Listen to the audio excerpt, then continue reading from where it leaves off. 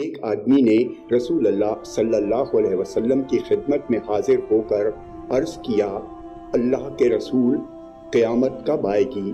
نبی اکرم صلی اللہ علیہ وسلم نماز پڑھنے کے لیے کھڑے ہو گئے۔ پھر جب نماز سے فارغ ہوئے تو فرمایا، قیامت کے بارے میں سوال کرنے والا کہاں ہے؟ اس آدمی نے کہا، میں موجود ہوں اللہ کے رسول۔ آپ نے فرمایا، قیامت کے لیے تم نے کیا تیاری کر رکھی ہے؟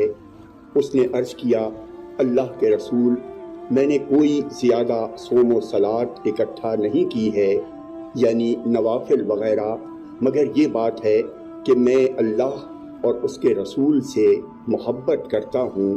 تو رسول اللہ صلی اللہ علیہ وسلم نے فرمایا، آدمی اس کے ساتھ ہوگا جس سے محبت کرتا ہے، اور تم بھی اسی کے ساتھ ہوگے جس سے محبت کرتے ہو۔ انس کا بیان ہے کہ اسلام لانے کے بعد میں نے مسلمانوں کو اتنا خوش ہوتے نہیں دیکھا جتنا آپ کے اس قول سے وہ سب خوش نظر آ رہے تھے۔